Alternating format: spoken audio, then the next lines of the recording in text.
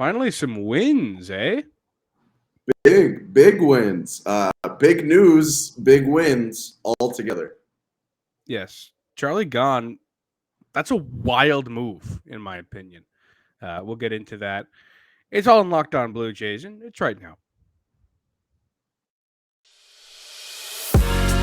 You are Locked On Blue Jays, your daily Toronto Blue Jays podcast. Part of the Locked On Podcast Network, your team every day. Matt Bonaparte and Ben Shulman with you here on Locked On Blue Jays. Thank you for making Locked On Blue Jays your first listen every day. We are free and available wherever you get your podcasts. And this podcast is sponsored by BetOnline. BetOnline has you covered this season with more props, odds, and lines than ever before. BetOnline, where the game starts. Ben, pretty wild stuff with the Charlie news, and we'll get into that. But before we do, let's talk about this Phillies series for a second. A couple dubskis for the Jays. Pretty exciting after such a terrible stretch. And an 8-run performance in an 8-2 victory in last night's ball game. That's pretty fun, man. Yeah, I mean, it's a lot of what we were asking for. You can't change what happened on the West Coast trip. And we were saying after the A's series, okay, if you sweep this behind you, then you can go on a run. Obviously, they didn't do that in Seattle, but it was just a delayed pin pull. Now they're really starting to get going, it looks like. And two games with, I think, a lot to build off on both sides. Like you said, the big offensive explosion in the second game, but also the Barrios performance in the first game. Like a lot of what we wanted to see over the past 2 weeks, maybe, we did see in this game. Yeah. In the series. Go ahead, give me your storyline, friend. So my storyline is kind of that. The perfect reset, really before the All-Star break, but before the Royals, because there is one more series to go that, the Jays are pretty heavily favored in.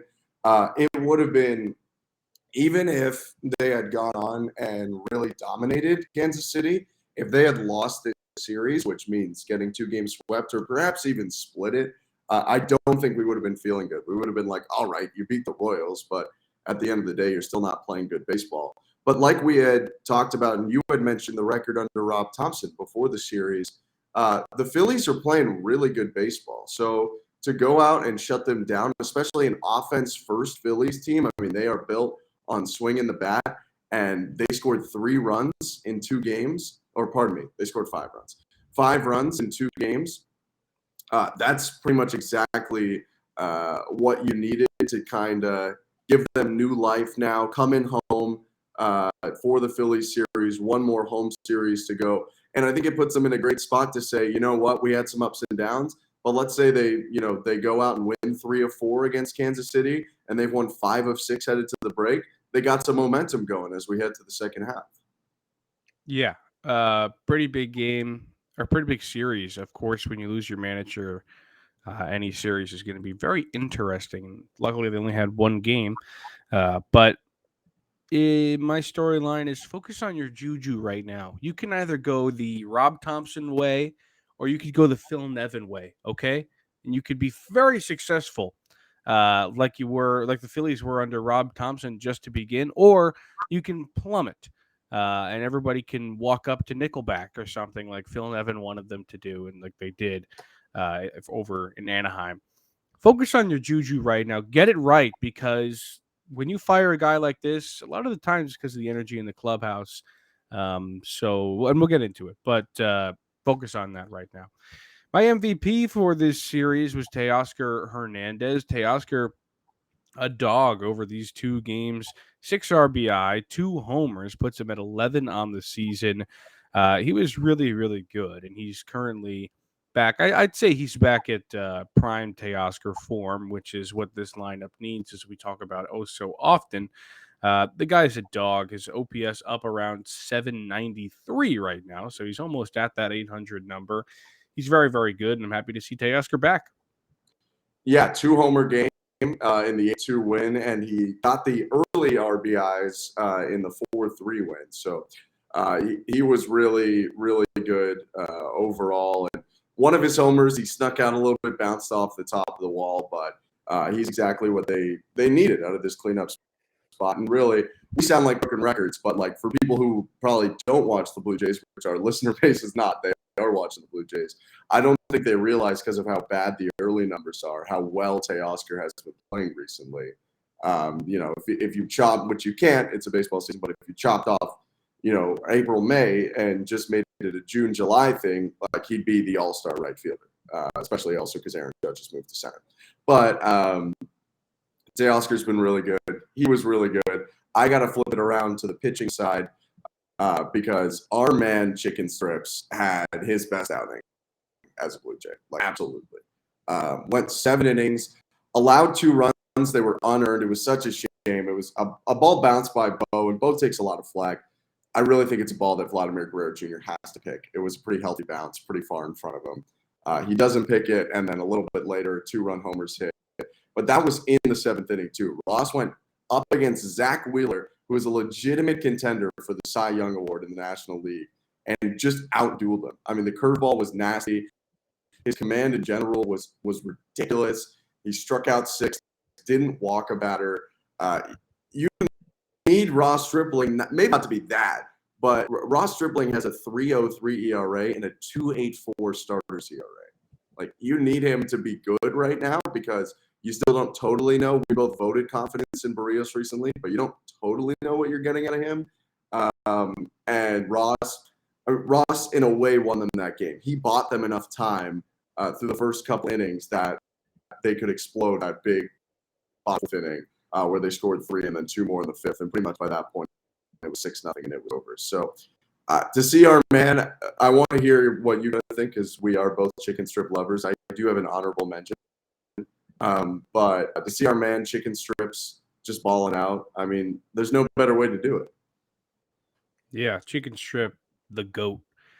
He's been one of the constants for the Jays all season long. Every time the man starts, he at least gives you a decent performance. This time around was absolutely fantastic. You got to love Chicken Strip, man. If you don't love Chicken Strip, this probably isn't the right podcast for you, but we'll still take your views. Chicken Strip, the GOAT, man. And this was a really, really good series that kind of gets the Jays back on their feet after such a terrible stretch. And they're going to have to do it with these next 4 games into the All-Star break without their manager that had been there all season long. And right after this break, Ben and I will discuss our thoughts on that. But before we do that, let me talk to you about BlueNile.com. At BlueNile.com, you could celebrate all of life's special moments, from creating the custom engagement ring of your partner's dreams to gifting a classic and timeless jewelry piece, all at prices you won't find at a traditional jeweler. Okay, this is crazy stuff. Whether you're ready to pop the question or or you're celebrating a milestone moment, find jewelry as unique as your partner with the modern convenience of online shopping at BlueNile.com. It has the simple online tools that let you choose the diamond shape, size, and clarity, as well as setting style. Blue Nile's bench jewelers will then handcraft your perfect engagement ring. Each ring is one of a kind. Make your moment sparkle with jewelry from BlueNile.com. And Locked On Sports listeners get hooked up here. $50 off purchases of $500 or more. This podcast exclusive includes engagement. Use code Locked On. That's code Locked On. Plus, every order is insured, ships free, and arrives in discreet packaging that won't give away what's inside. They'll make it look like a bicycle, even though it is just a ring. Shop stress-free and find your forever piece. Go to BlueNile.com today.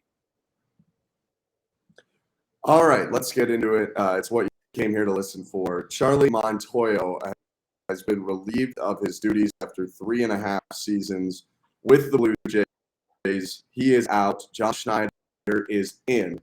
And the first word that comes to mind, shocking. This was an absolutely shocking move, whether you like it or not. I don't think people outside saw it coming. We've since learned that at least, some people around the team, from the tweets we've seen from Sportsnet Media, seem to believe that there was a chance this was going to happen. Bones, I told you the story of how I heard it. I was in a restroom or in a bathroom, and someone yelled it to me through the door, I thought they were pranking me. I didn't think it was real.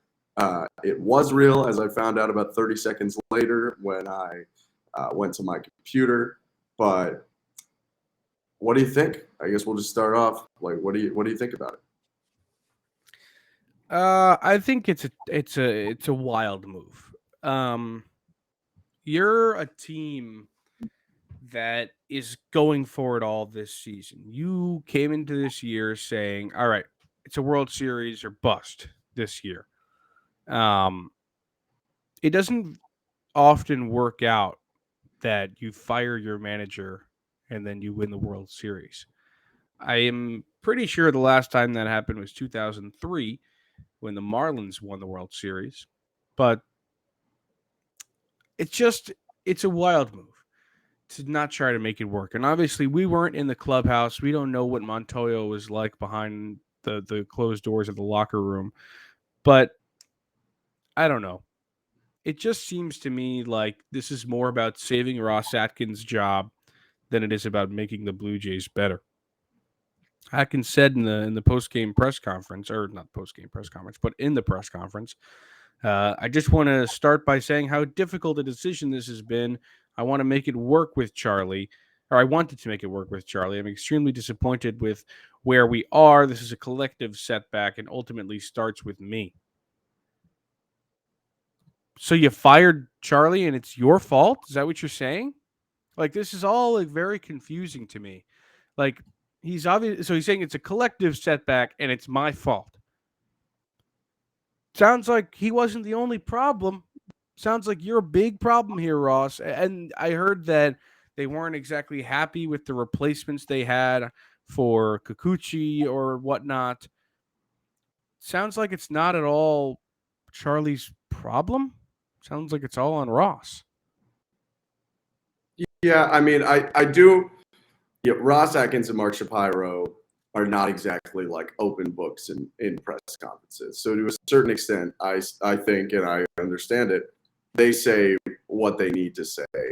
Like, I don't think he was going to go out there and say, Charlie did this wrong, Charlie did that wrong, Charlie did that wrong, and that's why we fired him. Because I think they're trying to respect him and not, like, kick someone while they're headed out the door, you know? I do think it is a wild move. I'm less on the train that they're like totally World Series or bust, but I know that there are definitely some voices outside that think that. But regardless, it is a wild move considering they were in a playoff spot. I mean, if you give context to what the Angels did and what the Phillies did, they were in far worse positions in their league than what the Blue Jays did. The Blue Jays were actively occupying a playoff spot. That being said, have they been disappointing this year? Yeah, they definitely have. I think it's sometimes people have pointed to lineups and you know, early. We saw it more early in the year where we were like, wait, what is that lineup that's coming out today? And certain, you know, relief pitchers being used in certain spots. I think some people are pointing to that. I also think to a certain extent, it sounds like this comes down. Again, we were not in the clubhouse, but a lot of the reporting has it seemed like the relationships in the clubhouse were not where they necessarily should be. Our YouTube listeners can see him putting up a Scott Mitchell, TSN reporter tweet. I'll read it out for all of our audio listeners. He said, "My simple question to one Blue Jays veteran regarding Montoyo: surprised by this at all?" And the quote is, "No, that's all I'll say." So, I mean, something was brewing in the clubhouse if he's not surprised at all, because we're obviously all surprised because they were well over 500, not well over, but they were over 500 and they were in a playoff spot. So it seems like there was something going on between him and at least certain players. And I think a lot of people are pointing to that challenge that Vladdy, you know, the night before, Vladdy said not to challenge it, and they challenged it, and they got it wrong, and Vladdy looked pretty upset after. I don't want to – I think people saying, like, that was the nail in the – I don't really think one challenge is going to make a decision here or there. But it is insight into some sort of disconnect between the star players and Charlie. If Vladdy's that upset, like if it was just an average, I don't think Vladdy would be that upset necessarily or show that much if it was just this one instance and that was all. Like there's something I think that had to be going on here. And Rash Madani had tweeted something like this was coming. So like it sounds like they were interested in moving on, potentially already, like before necessarily this huge skid happened. I will say, for odd stat for Charlie, he ends his Blue Jays managerial career equally 500, 236 and 236. A lot of that's weighed down though by the 2019 rebuilding team who went 67 to 95. They made the playoffs in 2020 with the expanded playoffs. They didn't make the playoffs on the last day last year, and they were 91 and 71 at the time of his firing, 46 and 42 this year. His challenge numbers were actually the best this year of any year he's ever had. He had a 50% overturn rate, 12 for 24. It's odd. And so much of it comes down, I think, to what we don't know going on inside that clubhouse generally. But it's definitely odd. My first reactions were a lot of shock and confused. I do think, unlike some managerial changes, it does seem to be Ben Nicholson-Smith tweeted he doesn't expect major changes. It's long been believed that a lot of the tactics of the team have come from John Schneider already. So I guess in that sense, it's potentially not as big of an overhaul as necessarily it was. And, if you're going to do best case scenario, a dude who was in the building, it appeared yesterday. I think I saw the screenshot from the Phillies broadcast. Cito Gaston was there, who was a midseason input when the Blue Jays, I think, were 12 and 24 and 89 with pretty big expectations. They put him in, and they ended up winning 89 games and making the playoffs. So, who knows what it does to their World Series chances, but I think they at least believe like they needed to make a switch because their playoff chances were actually slipping away pretty quickly. Yeah. Totally. So I get that part, but I still think, I guess, if you're Ross Atkins and Mark Shapiro, right? And you're looking at this season and you've got a manager this guy's been there for 3 years prior. At that point, whether or not he's popular with the players, right? You do, unless you're just turning a blind eye to it. And it just kind of came up this season, which I really doubt. That means you made a decision earlier in the year before the season. You said, all right, we're going to ride it out with Charlie. We're going to try and do it with Montoyo. And it's been one losing streak that has kind of pushed it over. Like, you must have known, right? Like, you couldn't have thought, all right, it's going to be all hunky-dory and it's all going to work out. Well, so his first year, 2019, very different group of players than it is 2020 and to now, because I'm just saying how you interact with players in general. I know, but I think the players are changing a lot, and I just think I don't know necessarily that for 3 years. I think in 2019 it's such a different group, and then 2020 is such a weird year, and it's 60 games. Like, who knows what relationships were like in 2020? Everyone was just happy to be there.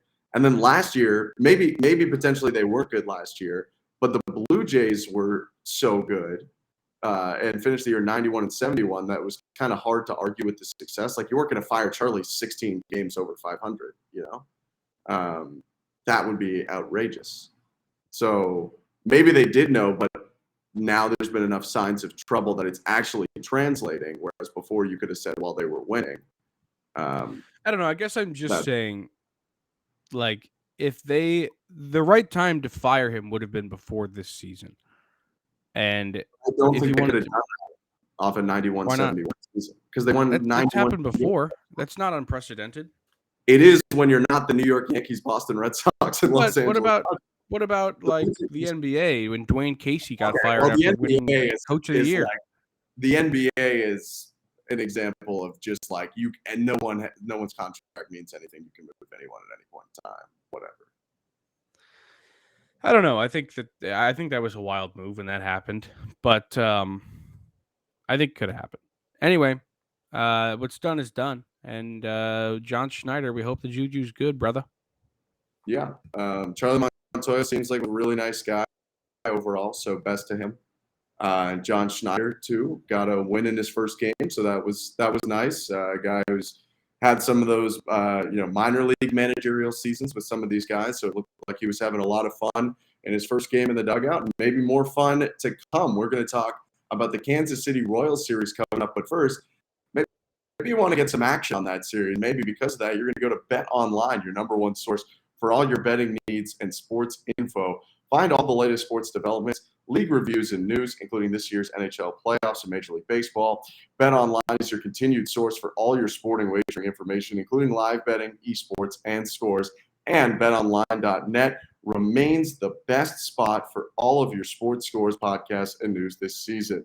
BetOnline.net is the fastest and easiest way to check in on all your favorite sports events, including MMA, boxing, and golf. Head to the website today or use your mobile device to learn more about the trends and action. BetOnline, where the game starts. It's time to talk new series, Royals series. The Jays host the Royals, and with that comes the next update on who's not showing up. 10 guys not showing up for Kansas City. Benintendi, Merrifield, Melendez, Dozier, Keller, Singer, Taylor, Isbell, Coleman, and Gallagher all not in attendance. That's 2 catchers, by the way, which is like crazy. Zach Greinke's going to have to suit up with the catching gear on. This is crazy for the Royals. Honestly, it's just a wild look for them. But anyway, we're going to give you our scaries and our hype trains regardless. You want to go first, Ben? Or you want me to go first? I guess I'll go first because your scary is kind of cooler than mine. So picking scaries, interesting this week. You're going to have to expect some of the unexpected because Andrew Benintendi was, I think, my scary pick last time. He's definitely the scariest player on the team, but he's not there. My scary is going to be a guy you might not know about, but I think you're going to know about pretty soon. It's my guy, Emmanuel Rivera, second-year player who's having an okay year. He's not having a ridiculous year. He had a strong, 30 games as a rookie in 2021, so this is definitely like qualified-wise still his rookie season. But he's been pretty good. OPS at about 710, which especially relative to the Royals, who are one of the worst in baseball, that's pretty good. But recently he's been really hot. He's riding a 10-game hit streak right now, and in the last 3 games he has an extra base hit. He will probably move more to the focal point of the lineup rather than a little bit deeper down like he might be with guys like Merrifield and Benintendi not there. So I think if someone's going to be a thorn in the side and it could be like a random player stepping up, Emmanuel Rivera is my pick to be that random Blue Jay killer.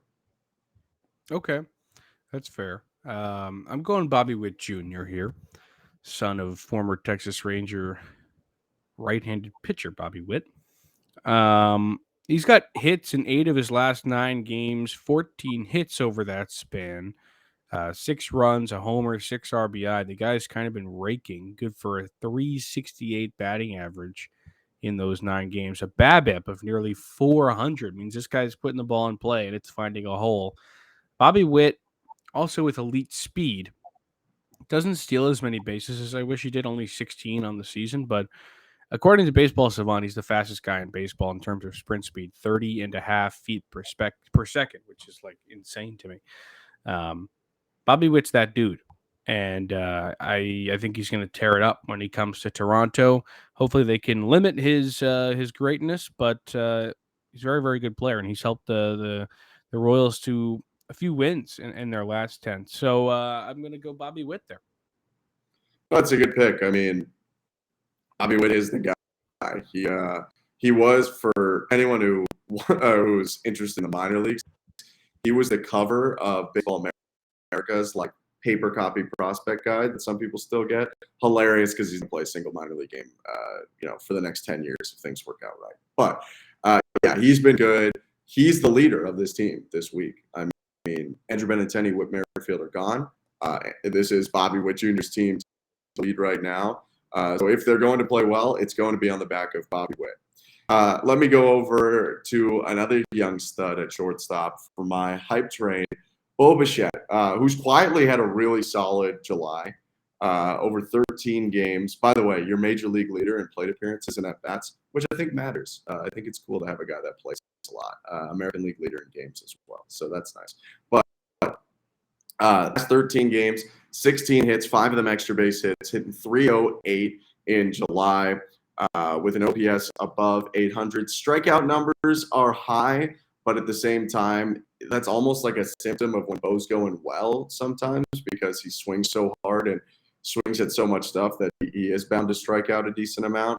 But he's been hitting the ball really well, and the more he gets hitting, I almost picked Vlad Guerrero Jr. again because before the Philly series, I just said if they have to be back, it's going to be on the back of Vladdy. And I will say, while we didn't talk about it, what an absolutely ridiculous home run that Vladimir Guerrero Jr. hit yesterday on a breaking ball below the zone that he flicked out of the park. So if it's not Vlad, like it's Bo, this team needs to get back on its best players. Teo was doing a big part of it in the last series.